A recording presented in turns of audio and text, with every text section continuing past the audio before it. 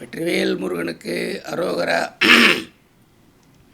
பாம்பன் ஸ்ரீமத் குமரகுருதாஸ் சுவாமிகளின் கருணையினாலே இன்றைக்கு நீங்கள் அடியார்கள் ஒரு அற்புதமான ஒரு பிரமிக்கத்தக்க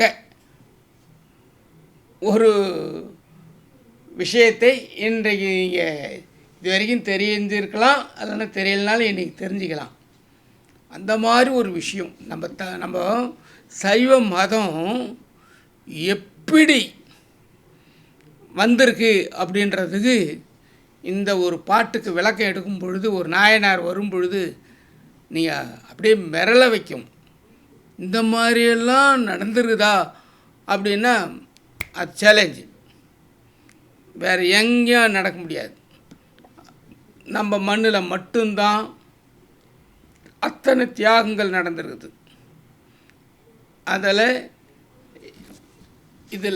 இந்த பாட்டு என்னதுன்னா, நீடும் சிறகிரி மேல் நிற்கும் மணி மண்டபத்தின் மேடைதனில் எம்மிரையை மேவுவனோ பொன்மையிலே.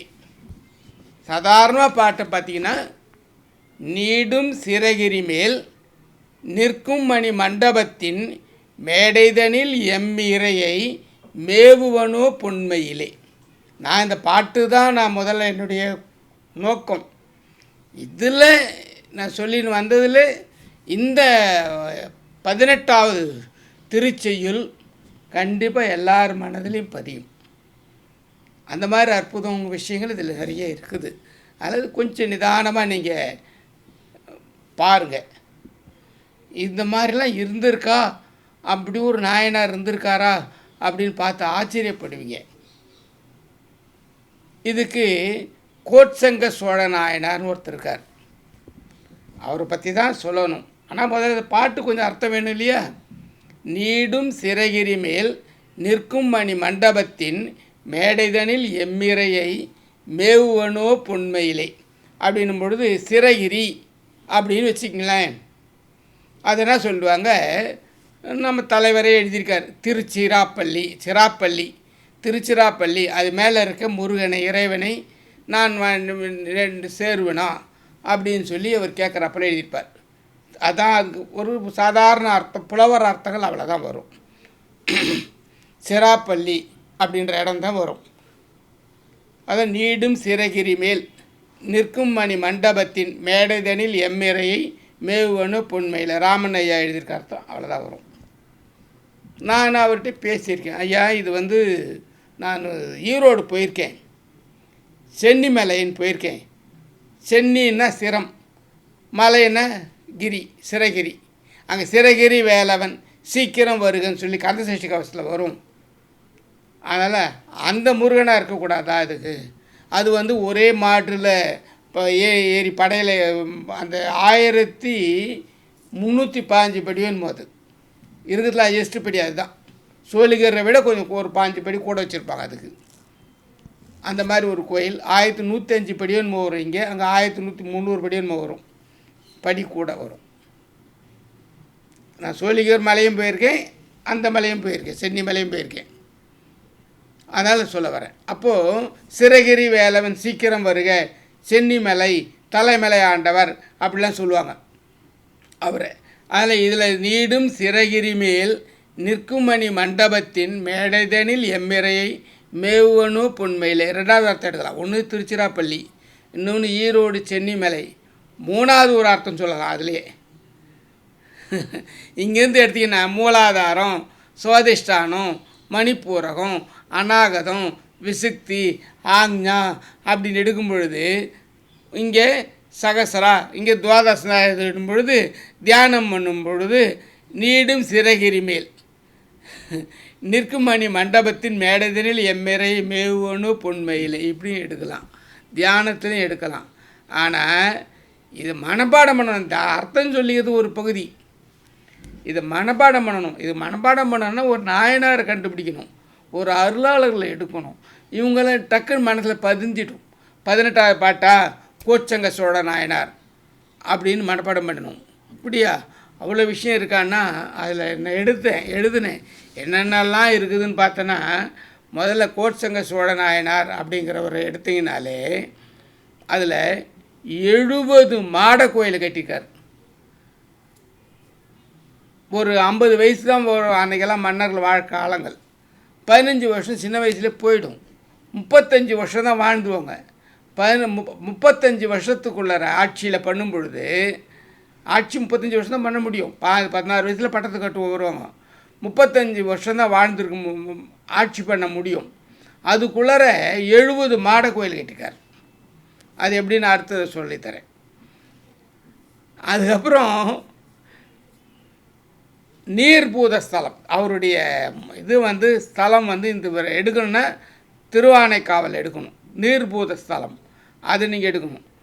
அவர் எடுக்கணுன்னா அவர் பிறப்பு எடுக்கிறீங்கன்னா சோழராணியினுடைய ஒரு மாபெரும் பிரசவ வெற்றி, அந்த மாதிரி வெற்றியை வேறு யாராலும் பண்ணவே முடியாது.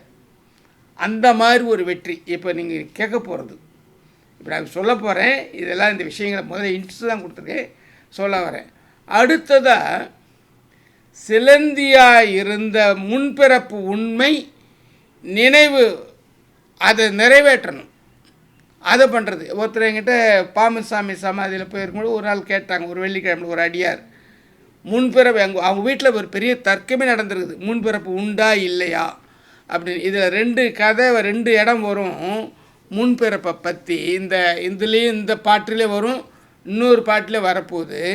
முன்பிறப்பு 18வது பாட்டு 20வது பாட்டு. நான் சொன்னேன் அவங்ககிட்ட முன்பிறப்பு இருக்குன்னு பாமசாமி எழுதியிருக்காருங்க அப்படின்னு. அது 20வது பாட்டில் வர அர்த்தத்தை நான் சொல்லியிருக்கிறேன். சிவஞான தீபத்தில் சாமி சொல்லியிருக்காரு அப்படின்னு அவங்ககிட்ட சொன்னேன். முன்பிறப்புன்றது உண்டு அப்படிங்கிறத, அந்த முன்பிறப்பு உண்மையை அந்த நினைவாற்றோட மறுபிறப்பில் நிறைவேற்றணும். இதுதான் சொன்ன மாதிரி சித்தம். சித்தத்தில் ஸ்டோரேஜ் பண்ணி எடுத்துன்னு அடுத்த பிறப்பு காட்டுறது பண்ணுறாங்க. அதெல்லாம் இந்த தானு வலைய பயிற்சி பண்ணும் பொழுது உங்களுக்கு பழைய வினைகளெல்லாம் போகும் பொழுது அப்போ இதுவும் க்ளீனாக கொண்டு நடத்தி முடிச்சிடும். அதனால தான் நான் உங்களுக்கு சமான காற்றை சரி செஞ்சிங்கன்னா தானு வலைய பயிற்சி 35 பழைய எபிசோடில் 35 30 39 45 46 47 எடுத்து ப்ராக்டிஸ் பண்ணிங்கன்னா முன்பிறப்பெல்லாம் கரெக்டாக கொண்டு இந்த பிறப்பில் முடிச்சு காட்டும். நீங்கள் அனுபவிக்கலைன்னா நம்ம தாத்தா பாட்டிகள் தான் மறுபடியும் திருப்பி நம்ம வந்திருக்கோம். அப்போ நம்ம தாத்தா பாட்டியாக இருந்தபோது நம்ம என்ன பண்ணுமோ அதை மறுபடியும் பண்ண போகிறோம். இப்போ அதுதான் அதில் வர்றது. அடுத்தது யானையின் பெருமை. சிலந்தியினுடைய முன்பிறப்பு அது உண்மை, அது நிறைவு பண்ணுறது யானையினுடைய பெருமை. அதோட அரண்மனை ஜோதிடர்களின் அற்புத கணக்கு, கால்குலேஷன் போடணும்ல, இதெல்லாம் இதில் இருக்குது. அரண்மனை ஜோசியருங்க எவ்வளோ அக்யூரேட்டாக கணக்கு போட்டிருக்கான். இது எவ்வளோ பெரிய விஷயம். நீங்கள் எல்லாம் எத்தனையோ பேர் போடுறாங்களே, அன்னைக்கெல்லாம் என்ன மாதிரி ஜோசியர் ஜாம்பவான் இருந்திருக்கானுங்க நம்ம நாட்டில் அப்படிங்கிறத இந்த பாட்டின் மூலமாக வரக்கூடிய கோட்சங்க சோழ நாயனாருடைய வரலாறை லைட்டாக அப்படி நீங்கள் பார்த்தீங்கனாலும் மிரண்டுருவீங்க. அவ்வளோ இருக்குது. நான் எவ்வளோ குறைச்சி டயத்துக்கு தகுந்த போல் சொல்ல முடியுமோ அவ்வளோதான் சொல்ல போகிறேன். இவ்வளோ விஷயம் சொன்னோம்னா 3 நாள் கூட ஆகும். அவ்வளோ விஷயம் இருக்குது அதில். இதில் யானை புகா மாட கோயில் அப்படின்னு ஒன்று முதல்ல சொல்லியிருக்கிறேன். இப்போ நாவல் மரத்தின் கீழே சிவலிங்கம் இருக்குது. வேறு ஒன்றும் இல்லைங்க, நாவல் மரம் இருக்குது. அது திருஆனைக்காவல் அந்த ஊரில் ஒரு நாவல் மரம் இருக்குது. நாவல் மரத்துக்கு கீழே சிவலிங்கம் இருக்குது. இதெல்லாம் பார்த்துங்க. அப்படின்னா எவ்வளோ நாள் கோயில் பார்த்துங்க, எவ்வளோ பரிதாபமாக இருக்குது பாருங்கள். அந்த கோயிலெலாம் வெறும் சிவலிங்கம் இருக்குது, நாவல் மரம் கீழே இருக்குது. சிவலிங்கம் ஆல்ரெடி ஏற்கனவே வந்துட்டுருக்குது, ஆனால் கோயில் கிடையாது. இது எவ்வளோ இதுவாக இருக்குது பாருங்களேன். நம்ம நாட்டுடைய நிலை எப்படி இருந்திருக்கு பாருங்கள். சைவம் எப்படி வருது பாருங்கள். ஒரு நாயன்மார் எப்படி உருவாகிறார் பாருங்கள். ஒரு நாயன்மார் உருவாகணும், 63 நாயன்மாரில் ஒருத்தர் உருவாகணும். இது சிவனுடைய திருவிளையாடல் தானே. அந்த நாவல் மரத்தில் சிலந்தி இருக்குது. அந்த சிலந்தி என்ன பண்ணுது, தினம் அதை வாழ்ந்துன்னு இருக்குது. அப்போ அது என்ன பண்ணுது, கீழே வந்து சிவலிங்கம் இருக்குதே, இந்த இலை தடையெல்லாம் சிவலிங்கம் மேலே விழுதே, இது சரியாக இருக்காதே அப்படின்னு யோசிக்குது. யோசிச்சு என்ன பண்ணுது, அது வலையிலேயே பந்தல் போடுது. வலையிலேயே அழகாக பந்தல் போட்டு வச்சுருக்குது. இலையெல்லாம் மேலே வலையிலே தான் விழணும், கீழே விடாது. அந்த அளவுக்கு அது ஒரு பலம் பெற்ற சிலந்தி போட்டிருக்குது. அதே இடத்துக்கு அந்த லிங்கமே ஈர்க்குது இன்னொருத்தரை, யானையை வந்து ஈர்க்குது. ஒரு யானை வருது, அது என்ன பண்ணுது, காவிரி ஆற்றுல குளிச்சுட்டு தண்ணி எடுத்துன்னு வந்து சிவனுக்கு அபிஷேகம் பண்ணுது. அந்த மேலே இருக்க சிலந்தி வலையெல்லாம் அப்படி தட்டிட்டு அந்த தண்ணி ஊற்றி அபிஷேகம் பண்ணிட்டு போகுது. மறுபடியும் சிலந்தி பார்க்குது, சிலந்தி வலை போயிடுச்சு, டேமேஜேஷன் வலையை போடுது. யானை என்ன பண்ணுறது, மறுபடியும் மேலே ஒற்றையாக இருக்குன்னு தட்டி விடுது. இந்த சண்டை தொடர்ந்து நடந்துருது. யானை தினம் வந்து தட்டி விடுறதும் சிலந்தி தினம் வலை கட்டுறதும் ரெண்டும் தினசரி நடந்துருக்கு. இந்த தொண்டு சிவத்தொண்டு, இந்த சிவத்தொண்டை சிவபெருமானும் சந்தோஷம் பார்த்துன்னு இருக்கார். அவர் திருவிளையாடல் பண்ணுறவர் பார்த்துட்ருக்கார். இதில் ஒரு நாள் யானைக்கு தண்ணீர் தெளிக்கும் பொழுது அபிஷேகம் பண்ணும் பொழுது சிலந்திக்கு கோபம் வந்துடுச்சு. இந்த யானை தினம் வந்து நம்ம இவ்வளோ தூரம் கஷ்டப்பட்டு குப்பை விடக்கூடாதுன்னு பந்தல் போட்டுருந்தா யானை இந்த மாதிரி இப்படி பண்ணுதா, உடனே இந்த யானையை நீ காலி பண்ணுறேன் பார் அப்படின்னு சொல்லிட்டு சிலந்தி பார்த்துங்க, சிலந்தி யானை காலி பண்ண முயற்சி பண்ணுது. இதுதான் சுவாமி எழுதுறார், நகரமே போல் தழியி ஞானவேல் காக்க வன்புல் சிகரித்தேல் நண்டு காலி செய்யான் ஏறு ஆலப்பள்ளி நகமுடை ஓந்தி பூரான் நலிவண்டு புளியேன் பூச்சி உகமிசை இவையால் ஏற்கு ஓர் ஊரில்லாத ஐவேல் காக்கன்னு எழுதுறார். பல்லியாலும் சாக முடியும், பார்த்துங்க, ஓனானாலையும் சாக முடியும். நம்ம நகமுடை ஓந்தி பூரானாலே நம்மளால் சாக முடியும். புளியன் பூச்சி இப்படி இது ஒன்றுமே இல்லாத பூச்சிகளாலே நம்ம சாக முடியும் அப்படின்னு சாமி எழுதுகிறாரு. இது இந்த கதையில் இந்த சண்முக கவசத்தில் நாவில் வர பாட்டு 12 14வது பாட்டு. 14வது பாட்டு இந்த மாதிரி வருது. ஆனால் இந்த நிலையை பாருங்கள், யானை வந்து அவ்வளோ பெரிய ஜீவன், சிலந்தி இத்தினூண்டு, அது வந்து யானையை சாகடிக்க முயற்சி பண்ணுது. யானை சாகடிக்கணும்னு முயற்சி பண்ண, யானை தொந்தரவு பண்ணணும்னு பண்ணிச்சு, இனிமேல் இங்கே வரக்கூடாது வேறு ஏரியாவுக்கு போகணும்னு பண்ணிச்சு. அது என்ன பண்ணிச்சு, சிலந்தி வந்து யானையினுடைய தும்பிக்கைக்குள்ளே போயிடுச்சு. தும்பிக்கைக்குள்ள விஷ சிலந்தி அது தும்பிக்கைக்குள்ளே போய் குடஞ்சி அதில் யானையால் தாங்க முடியாமல் யானை இப்படியும் மரத்தில் அடித்து கடைசியில் தும்பிக்கை உடஞ்சி யானை செத்து போகுது. அந்த தும்பிக்கைக்குள்ளே மாட்டின சிலந்தியும் செத்து போயிடுச்சு. இப்போது என்ன நடந்ததுன்னா, யானை கோபப்படாமல் செத்துது. கோபப்பட்டு சண்டை போடணும்னு நினைக்கல, தொண்டு மட்டும் அபிஷேகம் மட்டும் பண்ணிருந்தது. அதனால் அது வந்து ஒரு பிரச்சனையும் இல்லை. உடனே அதுக்கு யானையை வந்து மேல் லோகத்தில் சிவபெருமான் அதுக்கு ஒரு தலைவர் பதவி கொடுத்துறார். யானைகள் கணங்களுக்கு தலைவர் அப்படின்னு சொல்லி கொடுத்துறாரு. சிலந்தி கோபப்பட்டு அந்த சிவபூஜை பண்ணும்பொழுது ஒரு கோபப்படுது. அப்போது என்ன பண்ணணும், அது உடனடியாக சிலந்தியை அடுத்த பிறப்பு கொடுத்துறாரு. மறுபிறப்பு இல்லாமல் போனது யானை. கோபம்ன்ற ஒரு குணம் வந்ததுனால அந்த லெவலில் அதுக்கு மறுபிறப்பு கொடுத்துறாரு. உடனே என்ன பண்ணியிருந்தாலும் சிலந்தி பூஜை பண்ணியிருக்கு, சிவனுக்கு பந்தல் போட்டுருக்குது. அதனால் என்ன பண்ணிக்க, ராஜா வீட்டில் போய் பிறந்தன்னு போட்டுறாரு. சோழ ராஜா சுபதேவன் ஒருத்தர், கமலவதின்னு அந்த ராணி, அவங்க அந்த தம்பதிகளுக்கு இவர் குழந்தை பிறகுது. இந்த குழந்தை போய் கருவில் போய் சேருது. இதனால்தான் ஒருத்தர் சொல்லுவார், 3 பேர் தாங்க, ஒன்று திலகவதி, ஒன்று புனிதவதி, ஒன்று கமலவதி. இதுதாங்க பெரிய புராணம்னுவார். நீங்கள் பார்த்தீங்கன்னா இது தெரிஞ்சுக்கோங்க. திலகவதியால் அக்கா வந்து தம்பியை வளர்த்த தொட்டு சமண மதத்தில் போனவனை கூப்பிட்டு சைவ மதம் ஆக்கி திருநாவுக்கரசர் ஆக்கி, திருநாவுக்கரசர் இன்னைக்கு 3 திருமுறை பாட்டு பாடி 3000-4000 பாட்டை பாடி சிவத்தொண்டு உழவாரப்பணின்னு செஞ்சு முதல் பாட்டில் அவர் வந்து நிற்கிற அளவில் அவர் வந்து நிற்கிறார் பூரணமாய்.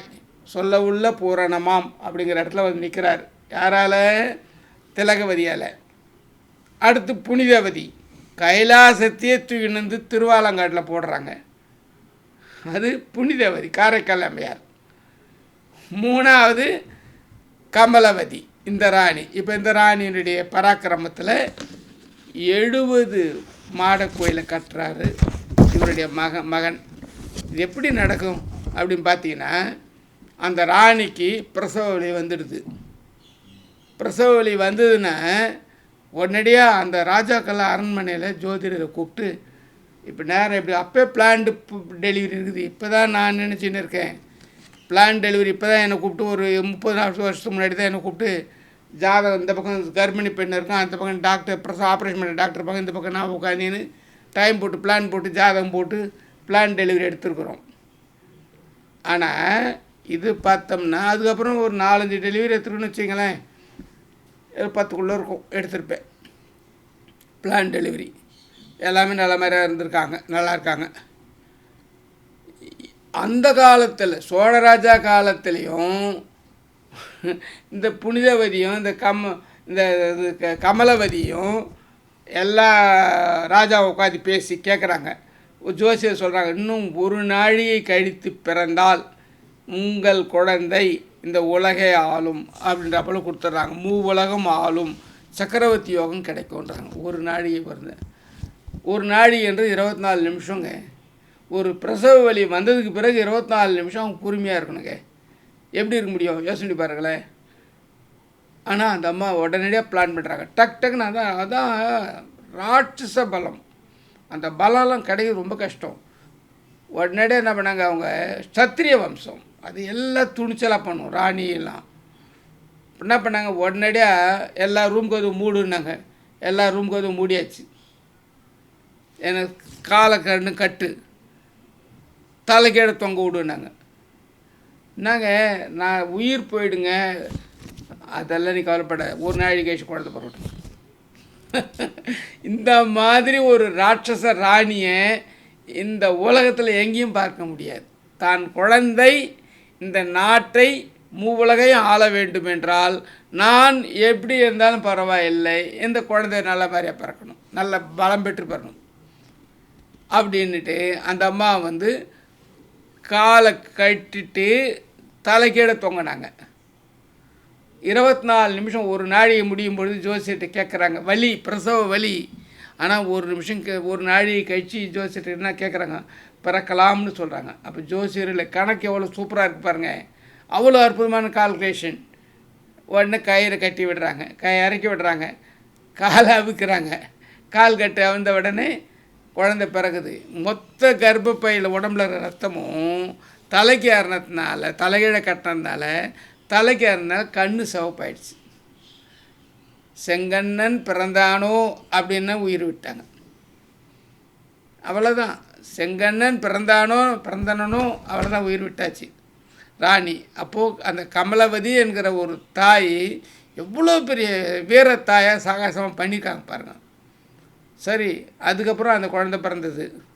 அந்த தாய்க்கு நம்ம எல்லாருமே வணங்கணும். அந்த தாய் ஒரு நாயனார் கொடுத்துருக்குது, சாதாரணமாக இல்லை. 63 நாயன்மாரில் ஒரு நாயன்மாராக கோச்சங்க சோழன் வரார். அதனால் செங்கன், சிவப்பு கண்ணன், செங்கன் சோழனாக வரார். சரி, அவர் வந்தார் இல்லைங்களா, அவர் ஒரு 5 வயசுக்குள்ளே எல்லாத்தையும் கற்றுக்கினார். யானை ஏற்றம், குதிரை ஏற்றம், என்னென்ன பண்ணணுமோ எல்லாத்தையும் கற்றுக்கின்னு அதுக்கப்புறம் என்ன பண்ணுறாரு, அவர் முற்பிறப்பு ஞாபகம் வந்துடுது. அதான் அந்த சித்தம்னு சொன்னாங்க பாருங்கள், அந்த சித்தத்தில் இருக்கிறது வந்துடும். வந்த உடனே யானை வரக்கூடிய கோயிலை இருக்கக்கூடாது, யானை உள்ளே போகாத கோயிலை கட்டணும் அப்படின்னு சொல்லி 70 கோயிலை கட்டுறாரு. மாட கோயில் பேர் அது. 70 மாட கோயிலை அவர் கட்டுறாரு. எத்தனை வருஷத்தில்? மினிமம் 35 வருஷம்தான் அவங்க ஆட்சியில் அரியணையில் இருக்க முடியும். அதுக்குள்ளர 70 மாட கோயில் கட்டுறாரு. பழைய கோயில் இருந்தது பாருங்கள், இதில் திரு ஆனைக்காவல், ஆனைக்காவல் புரிஞ்சு அபிஷேகம் பண்ண தொட்டு அது ஆனைக்காவல் ஆயிடுச்சு. அந்த நாவல் மரம் தான் அங்கே விசேஷமானதாச்சு. அது நீர் ஸ்தலமாகிடுச்சு. அந்த இடத்துல உள்ளர கருவறைக்கு போகாத அளவு கருவறை லாக் பண்ணி வச்சுடுவாங்க. அவர் சோழராஜா கட்டிடுவார், செங்கட் சோழன். யானை வரலாம், ஆனால் கருவறைக்கு போக முடியாது, சிவலிங்கத்திட்ட போக முடியாது. அந்த மாதிரி பண்ணி வச்சுருப்பார். ஜன்னல்லேருந்து கும்பிடணுன்னு நினைக்கிறேன் அந்த கோயிலில். அந்த மாதிரி இதை பண்ணியிருப்பாங்க. நான் போயிருக்கேன், அந்த கோயிலில் கும்பிட்டு வச்சுருக்காங்க. நான் போயிட்டு உள்ளவும் போய்ட்டு கும்பிட்டு வந்திருக்கிறேன். 4 பேராக போய் கும்பிட்டு வராப்பெல்லாம் பண்ண வைப்பாங்க. அந்த மாதிரி ஒரு கோயில் அதை பண்ணி 70 மாட கோயில். அதுக்கப்புறம் வெளிப்பிரகாரம்லாம் நல்லா டெவலப் பண்ணுறாரு. அப்புறம் 70 மாட கோயிலை கட்டுறாரு. 70 மாட கோயில்களையும் யானை உள்ளே போக முடியாது. யானை மாட கோயிலுங்கிறது யானை உள்ளே போகக்கூடாது. அந்த மாதிரி கோயிலை கட்டிக்கார். அதுதான் மெயின். என்ன, போன பிறப்பில் சிலந்தி யானை சண்டையை போட்டதுனால இந்த பிறப்பில் யானைக்கு முதல் ஒரு பிறப்பில் மோட்சமாயிடுச்சு. சிலந்திக்கு 2வது பிறப்பு அப்புறம் நாயன்மார் ஆயிடுறார். கோட்சங்க சோழ நாயனார் அப்படின்னு சொல்லிட்டு இவர் வர்றார். அழிவற்ற அதை சாமி எழுதுவார் ஞான வாக்கியத்தில். 58வது ஞான வாக்கியம், நேயத்து அகப்படும் மாய்வற்ற புத்தேல்னுவார். நேயத்து அகப்படும் மாய்வற்ற புத்தேல் அப்படின்னா அழிவற்ற கடவுள் அன்பு எனும் பிடியில் அகப்படும். அன்பு தான் ஒருத்தர் கோபமத்தோடு கலந்த போட்டி அன்பு, ஒருத்தருக்கு நேர்மையான ஒன்றும் இல்லாத அன்பு. அதுதான் வந்திருக்கு. அதான் சிலந்தியாக இருந்தது, சக்கரவர்த்தி ஆச்சு, நாயனார் ஆகிடுது. 3 பிறப்பில் முடிச்சுட்டு போட்டு போயிட்டே இருக்காங்க. பார்த்தீங்கன்னா 63 நாயன்மாரில் கோட்சங்க சோழ நாயனார் அப்படின்னு வந்திருக்காரு. இப்போ தான் ஷூட்டிங் பண்ணும்போது பார்க்குறாரு, மாசி மாதம் சதய நட்சத்திரம், நேற்று தான் குரு பூஜை நடந்திருக்குது. அப்படின்னா அந்த மாதிரி ஒரு அருளாளர் நம்ம சிந்திக்கும் பொழுது, நீடும் சிறகிரி மேல் நிற்கும் மணி மண்டபத்தின் மேடைதனில் எம்மிரையை மேவனோ பொன்மையிலே அப்படின்பொழுது, அன்னைக்கு சிலந்தி வீடு கட்டி மாடை கட்டி பண்ணிச்சு, இன்றைக்கி 70 கோயிலை கட்டி பண்ணுது. அப்படின்னா அந்த சிறகிரி அந்த மேலே திருச்சியில் தான் அதுவும் நடந்திருக்குது. அந்த திருவானைக்காவலாக நடக்குது. அதுக்கு மலை யானை, அதுக்கு மேலே மணிமண்டபம் கட்டுது சிலந்தி. அப்போ சிலந்தி என்கிற சின்ன அறிவு பிராணியாக இருந்தாலும், குறைஞ்ச அறிவு பிராணியாக இருந்தாலும், யானை என்கிற ஓரளவுக்கு அறிவு பிராணியாக இருந்தாலும், பக்தி என்கிற இடத்துல வரும் பொழுது அவங்களுக்கு எல்லாமே முக்தி என்கிறது வருது. அதே போல் நம்மளும் நம்மளால் முடிஞ்ச இந்த மாதிரி கதைகளை கேட்டு ஜனங்களை எல்லோரும் ஷேர் பண்ணி ஃபார்வேர்ட் பண்ணி நிறைய பேர் பக்தர்களை உருவாக்கி அவங்களெலாம் வெற்றி பெறுவதற்கு என்னென்ன நம்மளால் பண்ண முடியுமோ இந்த பிறவியில் பண்ணி தப்பிக்கிறது தான் நமக்கு பாம்பன் சுவாமிகள் கொடுத்துருக்கிற ஒரு வாய்ப்பு. நீடும் சிறகிரி மேல் நிற்கும் மணி மண்டபத்தின் மேடைதனில் எம்மிரையை மேவுவனோ புண்மையிலே அப்படிங்கிற இந்த பாடலை இந்த வரலாற்றின் மூலமாக எல்லாரும் புரிந்து வெற்றி பெறுமாறு வேண்டுகிறேன்.